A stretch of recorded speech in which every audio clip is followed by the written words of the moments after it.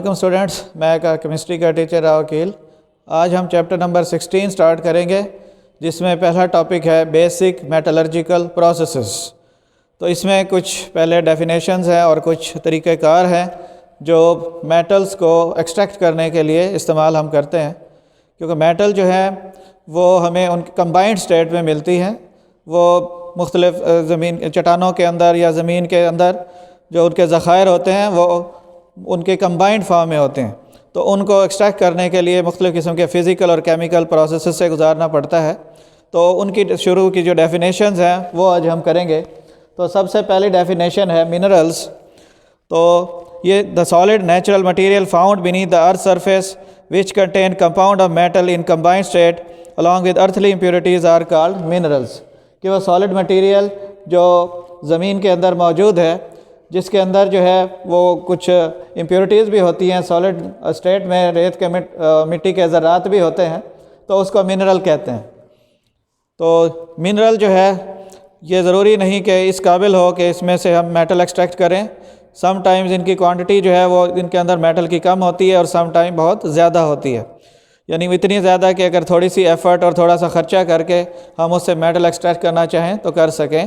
तो मेटल की वो फॉर्म जिससे हम मेटल एक्सट्रैक्ट कर सकें, थोड़ी सी एफ़र्ट थोड़ा सा एक्सपेंडिचर करके, वो फिर दूसरी शक्ल इसकी कहलाती है और। यानी वो और जो है इसको हम यूँ डिफ़ाइन करते हैं, those minerals from which the metals are extracted commercially at comparatively low cost with minimum effort are called ores of metals. कि और जो है ये होते तो मिनरल्स ही हैं, लेकिन ये वो मिनरल्स होते हैं जिनमें हम कमर्शियल बेसिस के ऊपर मेटल्स को इनसे थोड़ी सी एफ़र्ट थोड़ा सा एक्सपेंडिचर करके हम अलहदा कर सकते हैं। तो इसमें फिर दो एग्जांपल दी हुई हैं। एक है कॉपर की, दो और की एग्जांपल दी हुई है। एक है कॉपर ग्लास जिसका फार्मूला होता है Ca2S, और दूसरी है चाल्कोपाराइट या कॉपर पाराइट CuFeS2। तो ये याद रहे कि तमाम जो ओर्स हैं वो मिनरल्स ही होती हैं, लेकिन तमाम मिनरल्स और नहीं हुआ करती हैं। उसके बाद नेक्स्ट एक इंटरेस्टिंग इन्फॉर्मेशन है जिसमें वो आपको बता रहे हैं कि हमारे जो बालों के मुख्तलिफ़ कलर्स हैं वो किस वजह से होते हैं। तो इसके लिए वो बता रहा है कि मुख्तलिफ़ किस्म के ट्रांजिशन मेटल के कंपाउंड्स हैं जो हमारे हेयर के रंगों का बाइस बनते हैं। हमारे जो ब्राउन हेयर हैं इनमें आयरन या कॉपर के कंपाउंड होते हैं। ब्लॉन्ड यानी कि जो भूरे से जो बाल होते हैं, जैसे इनके अंग्रेज़ों के होते हैं, तो इनके अंदर जो है टाइटेनियम के कंपाउंड होते हैं। और मेहंदी जैसा कलर के सुर्ख बाल जो होते हैं वो मोलिब्डेनम कंपाउंड के मौजूदगी की वजह से होते हैं। उसके बाद नेक्स्ट जो डेफिनेशन है वो है गैंग। कि जैसे मैंने आपको पहले बताया कि कंपाउंड जो है, ये जो मेटल्स हैं ये हमें कंबाइंड स्टेट में मिलती हैं, कंपाउंड की शक्ल में मिलती हैं। तो इनको हमने एक्सट्रैक्ट करना होता है तो कुछ फ़िज़िकल प्रोसेस से गुजार रहे होते हैं। तो फ़िज़िकल प्रोसेस से गुजारते हुए इनकी जो और है उसको खालिस हालत में हम हासिल करना चाहते हैं, तो उसमें से कुछ इम्प्योरिटीज़ अलहदा करते हैं। वो इम्प्योरिटीज़ गैंग कहलाती हैं। The earthly and other impurities associated with minerals are known as gangue. कि मिट्टी के ज़रात और कुछ और सॉलिड इम्प्योरिटीज़ जो हम फिज़िकल तरीके से जो है जो मेटल के साथ जो है कंपाउंड के साथ जो है एसोसिएट होती हैं, उनको गैंग कहा जाता है। उसके बाद नेक्स्ट डेफिनेशन जो है वो है मेटलर्जी। तो मेटलर्जी ये वो तरीक़ेकार है, ये वो प्रोसेस है जिसके ज़रिए हम जो है मेटल को मुख्तलिफ़ किस्म के फ़िज़िकल और केमिकल प्रोसेस से गुजार कर उसको खालिस हालत में हासिल करते हैं। तो इसकी डेफिनेशन हम इस तरह से करते हैं, the process of extraction of metal in pure state on a large scale from it's और बाय फिज़िकल और chemical means is called metallurgy. तो मेटलर्जी जो है ये, जैसे मैंने कहा कि बहुत सारे इसमें स्टेप्स हैं, बहुत सारे प्रोसेसेस हैं जिनसे गुजार कर हम मेटल के कंपाउंड से खालिस मेटल हासिल करते हैं।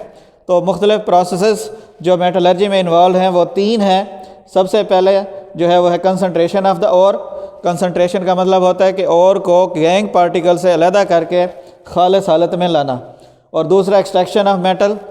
एक्सट्रैक्शन ऑफ मेटल के लिए हम जो है उसको केमिकल प्रोसेस से गुजारते हैं और उसके बाद हमें जो है वो मेटल मिलता है। काफ़ी हद तक वो प्योर होता है, लेकिन अभी उसके अंदर कुछ थोड़ी बहुत इम्प्योरिटीज़ मौजूद होती हैं। तो फिर तीसरा स्टेप जो है वो है रिफाइनिंग ऑफ मेटल, जिसके ज़रिए उसमें हम खालिस तरीन मेटल जो है वो हासिल करते हैं इसके ज़रिए। तो इस तरह से फिर हम अब शुरू करते हैं प्रोसेसेस। तो सबसे पहले जो मरहला है वो है कंसंट्रेशन ऑफ द ओर। तो कंसंट्रेशन ऑफ द ओर का मतलब जैसे मैंने बताया कि हम जो है ओर को खालिस हालत में अलहदा जो करते हैं मुख्तलिफ प्रोसेस से गुजार के, फ़िज़िकल प्रोसेस से गुजार के, उसे कंसंट्रेशन ऑफ द ओर कहते हैं। तो ये क्वेश्चन भी बन जाता है, define concentration of the ore. तो इसकी डेफिनेशन आप जो है यहाँ से करेंगे, the process of removal of gangue from ore is technically known as concentration. और जो मटेरियल आप अलहदा कर सकते हैं कंसंट्रेशन के बाद, उसको कंसंट्रेट कहा जाता है। तो कंसंट्रेशन के लिए जो 3 फिज़िकल मेथड हैं वो अप्लाई किए जाते हैं। मैं दोबारा बोल देता हूँ, कंसंट्रेशन ऑफ द ओर के लिए 3 फिज़िकल प्रोसेसेस हम अप्लाई करते हैं। Number 1 gravity separation, number 2 froth flotation process, और तीसरा जो है वो है अपना मैग्नेटिक सेपरेशन। तो 3 जो है मुख्तलिफ फ़िज़िकल प्रोसेस हैं जिनके ज़रिए से हम ओर को खालिस हालत में अलहदा कर सकते हैं। तो ग्रेविटी सेपरेशन, जैसा कि ग्रेविटी के लफ्ज़ से आपको जहन में आ गया होगा कि मटेरियल्स को उनकी डेंसिटी की बुनियाद पे एक दूसरे से अलहदा किया जाता है। तो इसके लिए तरीक़ाकार यह रहता है कि वो जो ओर है जो जिसको हमने ग्राइंड किया हुआ होता है पाउडर की शक्ल में, उसको हम एक कंटेनर में डालते हैं और फिर जो है यहाँ से उसके अंदर जो है प्रेशर के साथ पानी जो है उसमें दाखिल किया जाता है। तो प्रेशर से हम ओर को एजिटेट करते हैं, यानी उसको छेड़ते हैं, तो हिलाते जुलाते हैं। तो पानी के प्रेशर की वजह से जो उसके रेत मट्टी के ज़र्रात हैं वो पानी में हल हो जाते हैं और ऊपर राइज़ करते हैं, और इस आउटलेट से पानी और गैंग, वाटर प्लस गैंग दोनों जो है वो बहकर बाहर चले जाते हैं और कंसनट्रेटेड ओर जो है वो नीचे रह जाती है। और इसके अलावा जो दूसरा तरीका अप्लाई होता है वो है फ्रॉथ फ्लोटेशन। फ्रॉथ कहते हैं झाग को फ्लोट करना, तैरना। तो ये जो है wetting characteristic of ore and gangue particles जो है इसको हम कहते हैं, उसकी बुनियाद पर जो है वो गैंग को जो है अलग किया जाता है ओर से। तो इस तरीक़ेकार में जो है एक बहुत बड़ा कंटेनर होता है जिसके अंदर जो है वो पानी भरा हुआ होता है। हम ये करते हैं कि जो ओर पार्टिकल और जो है अपना ग्राउंड ओर यानी पिसा हुआ ओर, उसको अंदर पहले कोई ऑयल मिलाते हैं, फॉर एग्जांपल पाइन ऑयल। तो ऑयल मिलाने के बाद उसको इसके पानी के कंटेनर में डालते हैं और फिर यहाँ से जो है इस पाइप के थ्रू जो है वो कंप्रेस्ड एयर यानी प्रेशर के ज़रिए हवा इसमें दाखिल की जाती है। ये सुराख जो है इसके अंदर जो मैंने दिखाए हैं, इन सुराखों से जब प्रेशर से हवा अंदर आती है तो अंदर एजिटेशन पैदा होती है। यानी उसकी वजह से ये होता है कि जो गैंग अपना और पार्टिकल्स हैं जिनको हमने ऑयल लगाया हुआ है, तो वो ऑयल की वजह से उनमें हल्कापन पैदा हो जाता है और वो ऊपर चले जाते हैं, और जो रेत मट्टी के ज़रात हैं यानी कि ये जो गैंग पार्टिकल हैं वो नीचे बैठ जाते हैं। तो इस तरह से जो है इसमें हम कंसनट्रेटेड जो ओर है वो हमें ऊपर मिल जाती है, जिसको वहाँ से हम जैसे जो है दूध को बिलोने के बाद उस पर मक्खन आता है, उसको हम ऊपर से उतार लेते हैं मक्खन को। इसी तरह से जो कंसनट्रेटेड ओर है उसको वहाँ से स्किप ऑफ कर लिया जाता है और गैंग पार्टिकल उससे अलहदा हो जाते हैं। तीसरा तरीक़ाकार जो है वो है इलेक्ट्रोमैग्नेटिक सेपरेशन। इलेक्ट्रोमैग्नेटिक सेपरेशन जो है, जैसे कि इसमें मैग्नेट का लफ्ज़ आ गया है, तो ऐसी और जो मैग्नेटिक प्रॉपर्टीज़ रखती हैं उनको, फॉर एग्ज़ाम्पल आयरन की ओर जो है उसको इस तरीके से अलहदा किया जा सकता है। तो इसका तरीक़ाकार ये है, आप देख रहे हैं कि 2 रोलर्स हैं जिनके ऊपर से एक जो लेदर बेल्ट है वो उसके ऊपर जो है वो रोटेट कर रहा होता है, और यहाँ से जो है वो क्रश्ड ओर को यानी पिसी हुई ओर को यहाँ से इस बेल्ट के ऊपर डालते हैं। ये बेल्ट रोटेट करता, इन और 2 रोलर्स के ऊपर से बेल्ट घूम रहा है, जिनमें से एक सिंपल है और दूसरा जो है इलेक्ट्रोमैग्नेटिक इसमें प्रॉपर्टीज़ है। इसको जो है वो इलेक्ट्रोमैग्नेटिक बनाया गया है करंट पास करके। तो जब और पार्टिकल जो है इस इलेक्ट्रोमैग्नेटिक रोलर के ऊपर से गुजरते हैं और उनका एंगल जो है ऐसे नीचे की तरफ होता है, तो क्योंकि गैंग पार्टिकल जो हैं वो इलेक्ट्रोमैग्नेटिक प्रॉपर्टी नहीं रखते तो वो पहले नीचे झड़ जाते हैं, और पार्टिकल इलेक्ट्रोमैग्नेटिक जो है करैक्टरिस्टिक्स की वजह से वो थोड़ा सा उसके साथ चिपका रहता है, और थोड़ा दूर जाकर जब इसका जो है मैग्नेटिक फील्ड ख़त्म होता है तो वहाँ जाकर दूसरे कंटेनर में झड़ जाते हैं। तो इस तरह से जो है हम और पार्टिकल्स को जो है गैंग पार्टिकल से अलहदा कर लेते हैं। अब आप जो है इसमें से ये नोट कर लें कि क्वेश्चन कौन कौन से बन सकते हैं। तो सबसे पहला शॉर्ट क्वेश्चन जो है वो बनेगा डिफ़ाइन मिनरल। तो ये पेज नंबर 155 पे the solid natural material beneath the earth surface से लेकर कॉल्ड मिनरल्स तक आप याद करेंगे। दूसरा शॉर्ट क्वेश्चन जो इसमें बनता है वो है डिफाइन ओर्स। तो those mineral from which metals are extracted commercially at comparatively low cost with minimum effort are called ores of metal. इसमें एग्जांपल भी आप कोट कर देंगे, कॉपर ग्लास और कॉपर पायराइट की। तीसरा क्वेश्चन इसमें जो है वो बनता है कि why we have different hair colours. तो इसके अंदर जो है वो इंटरेस्टिंग इन्फॉर्मेशन जो है उसका वो पूरा नोट करेंगे। चौथा शॉर्ट क्वेश्चन इसमें बनता है डिफाइन गैंग। तो पेज नंबर 156 पर the earthly and other impurities associated minerals are known as gangue. उसके बाद एक और क्वेश्चन बनता है डिफाइन मेटलर्जी। तो ये द प्रोसेस ऑफ एक्सट्रैक्शन से लेकर इज़ कॉल्ड मेटलर्जी तक इसकी डेफिनेशन।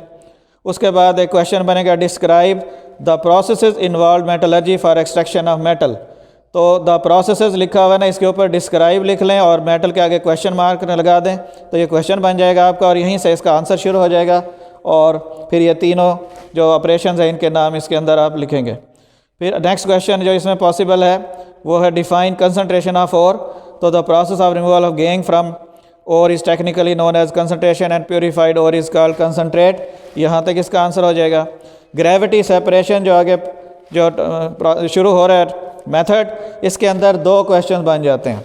तो सबसे पहले होगा डिफाइन ग्रेविटी सेपरेशन, जो ग्रेविटी सेपरेशन से लेकर गैंग पार्टिकल तक यानी पहली दो लाइनें। और दूसरा सवाल जो है इसमें दूसरा क्वेश्चन बनता है कि how process of gravity separation is carried out. How process of gravity separation is carried out. तो ये फिर जो है इन द प्रोसेस से लेकर और गैंग पार्टिकल्स तक आप लिखेंगे। उसके बाद जो नेक्स्ट क्वेश्चन पॉसिबल है इसमें यानी फ्रॉथ फ्लोटेशन में भी दो क्वेश्चन मुमकिन है। पहला हो जाएगा डिफाइन फ्रॉथ फ्लोटेशन, इसमें पहली दो लाइनें। और दूसरा हो जाएगा how process of froth flotation is carried out, इसमें फिर दूसरा पैराग्राफ लिखते हैं। और इसी तरह इलेक्ट्रोमैग्नेटिक सेपरेशन के अंदर भी दो क्वेश्चन बनते हैं। पहला बनता है डिफाइन इलेक्ट्रोमैग्नेटिक सेपरेशन, इसमें इसकी डेफिनेशन जो है वो दो लाइनें आप लिखेंगे। और दूसरा क्वेश्चन जो इसमें बनता है वो ये कि how process of electromagnetic separation is carried out. तो इसमें जो है वो सेकंड पैराग्राफ जो है इसमें आप नोट करेंगे पूरा का पूरा। तो इस तरह से हमारा ये टॉपिक कंप्लीट हुआ। उम्मीद है आपको क्लियर हो गया होगा। मज़ीद कोई क्वेश्चन पूछना है तो व्हाट्सएप ग्रुप में आप मुझे कॉल कर सकते हैं। Thank you.